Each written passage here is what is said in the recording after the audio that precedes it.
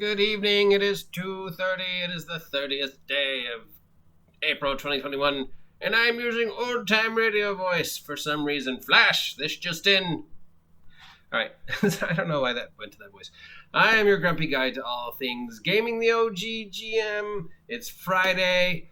Let's take a look at the Forbidden Lands, because I've now had a chance to look through this.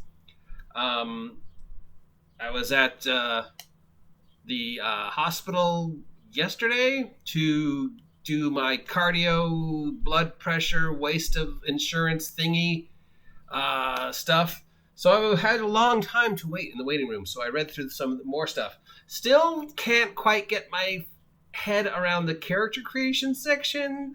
It's trying too hard to be esoteric, but I really like a lot of the stuff in the DM section.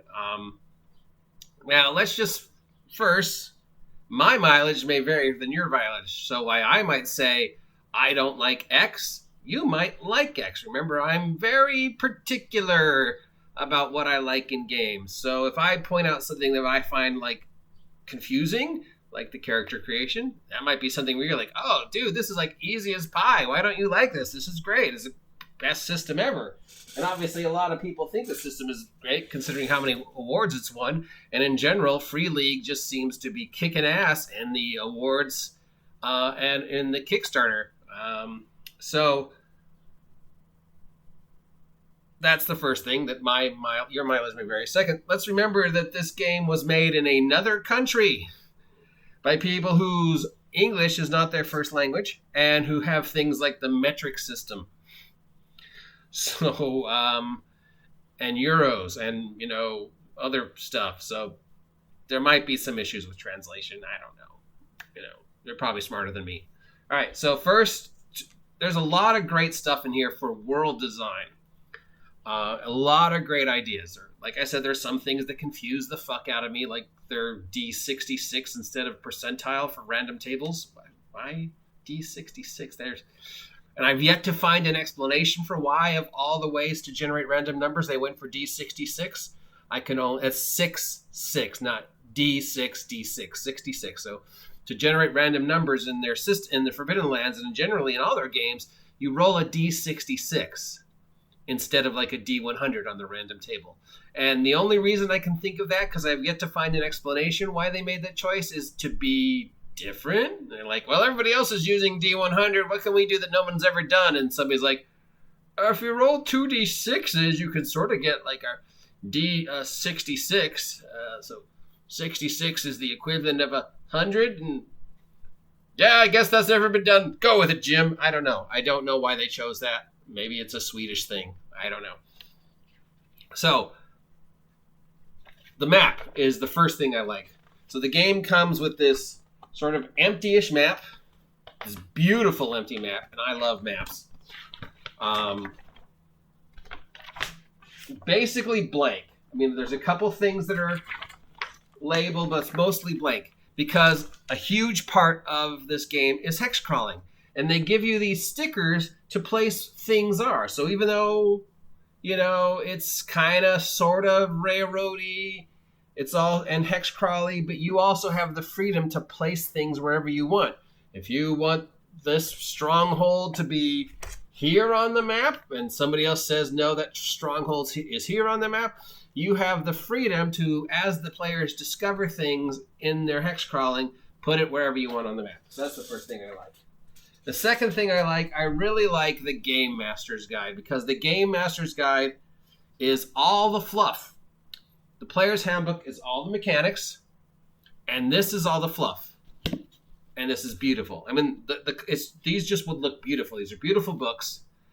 So this explains the history, the theology, the mythology, the magic system, the races, how to generate random treasures, how to generate random traps, how to generate random encounters. The magic items are really well explained, and each magic item in this game is very unique. It's not like, the mass production of +1 swords and healing potions in D&D. No, I mean, this is the only one of this in the entire game. So if somebody has this, that means nobody else has this. So I like that. That is not, that all the magic items are unique. Every monster has its own little random table that goes with it to decide how it attacks and things you might find with it. So no two encounters with this monster are ever quite the same, even though you might run into 5 different gray bears because of this random tables here. Every gray bear you run into is going to be unique because they're all going to have unique little character traits, unique little things that make that gray bear A different than gray bear B. That's a great idea. I've never seen that before. Doesn't mean it hasn't been done before. It's just I've never seen it, or I have and I can't remember because I'm old. But I like that. I like the fact that, every amorphous blob you run into is going to be a slightly different because this table lets you generate a slightly different thing about them. So I like that. I like the world building. I like that everything sort of has a random table with it, and which are, random tables are big with hex crawls. I really like the theology because it's so specific and yet so generic, and it addresses things in, RPG, fiction, religion that in a very interesting way that I don't think I've ever seen before. Like how different societies might perceive the exact same event.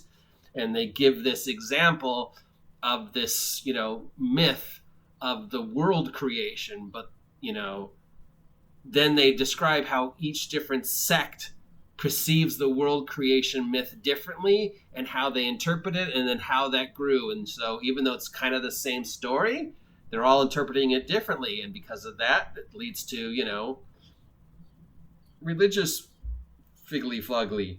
Because, that's never happened. So yeah, there's a lot of great stuff for world design in here. I would recommend this alone for the world design section. Still a little confused at how the magic system works and some other stuff. And the mechanics, it's the same mechanics, a lot of the other Free League games, the D6 Year Zero stuff. So it's stuff we've, it's all D6s, which is very simple. Now, there are some things about it, of course, I don't like.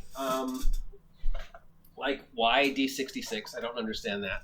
But the main thing I don't like is this is not enough. So they make it very clear repeatedly through the game that even though you've bought this beautiful book, and look at this black and white art, the art doesn't dominate things, random tables for everybody, the shopping, the rules for magic, the rules for stronghold building. There's a huge Kingmaker theme to this because it is a hex crawl. Your characters might want to settle down and build their own stronghold. It's a very grim Iron Age. Once you leave the village, you're jeopardizing your life. There's, you have to struggle as much for food and fire water and safety as you do for treasure and experience and honor and glory. So yeah. But you have to get all this. But repeatedly through both books, they reference another book. The Raven's Purge adventure book, which is, I guess, their equivalent of their Forgotten Realms guide. It explains more about the actual world. And repeatedly it says, well, you don't have to have this, but in order to do this, you kind of need to do this. Like this, get the Raven's Purge book to find out where the tomb of Arthgarg actually is. Blatantly telling me that this is not enough and I have to go buy another thing. Plus then, of course, because it's Free League, you need the special D6 and the special cards. Every example in here references, and draw 2 from the artifact deck, draw 1 from the combat deck, draw 3 from the fumble deck. It's like, so not only do I have to buy special D6 for your game, not only do I have to buy a separate book that actually explains the things you're referencing in this game, but I have to buy those stupid little cards, and there's a separate deck for all this little shit. That's a lot of just decks of cards on the table that I'm going to forget about. And finally, and I know this is a pet peeve for a lot of people, and again, it's a pet peeve for me, every NPC referenced in this game is female. Every example is female. Her magic item. She will open the door. She, her, she, her. Apparently there are no males in this world. Now, I understand. Let me say, I understand that we want to be inclusive and we want women to think like they have a place in the game just as much as men do. They always have, but there is this preconceived notion that we don't let girls play D&D.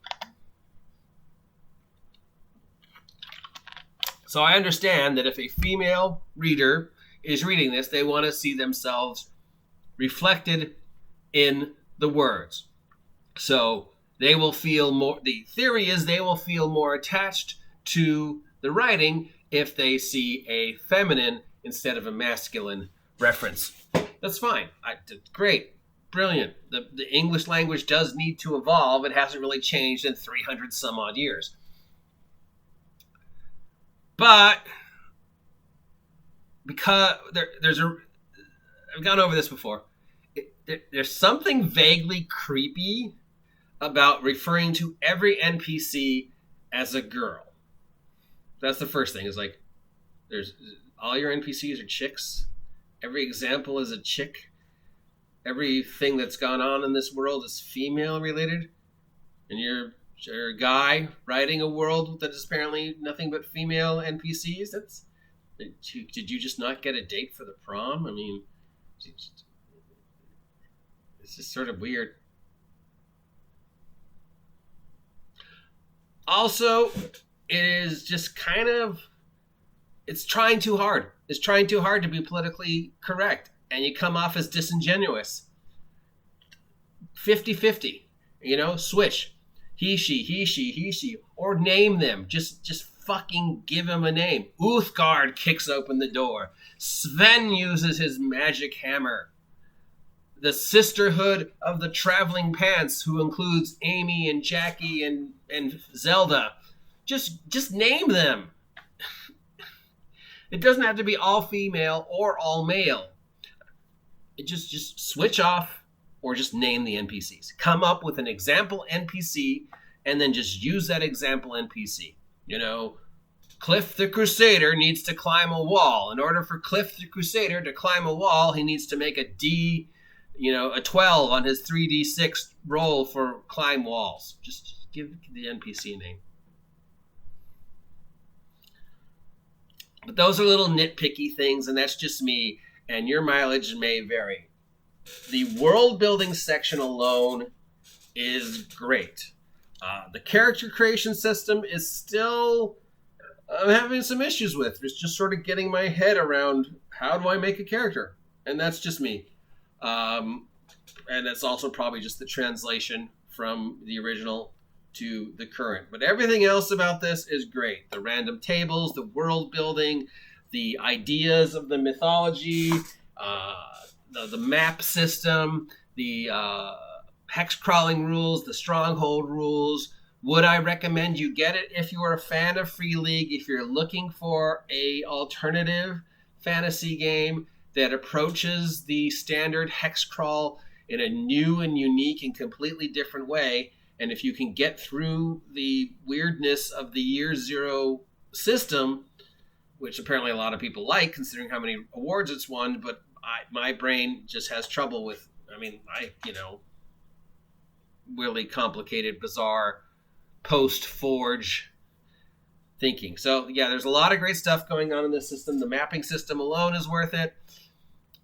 There's some stuff that I'm still having issues with, but again, that's not the game's fault, that's my fault. So please don't think I'm bagging on the game. My review of this is pretty much 80% thumbs up. I highly recommend at least looking through the DM section.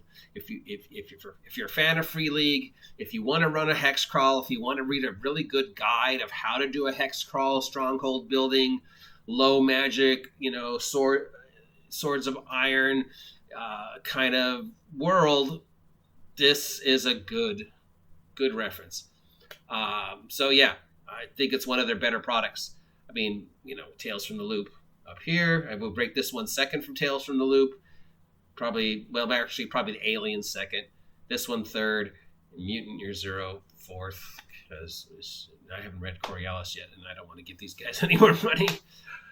So, yep, that's my final review of this game until I actually get to play it or get to figure out the magic system. Let me know what you think. If you have any questions about Free League Publishing's Forbidden Lands Gold and Silver Winner 2019, let me know. And until next time, I'm your grumpy guide to all things gaming. Have a great weekend. Stay cool. It's supposed to be hot. Stay hydrated. And above all, stay off my lawn.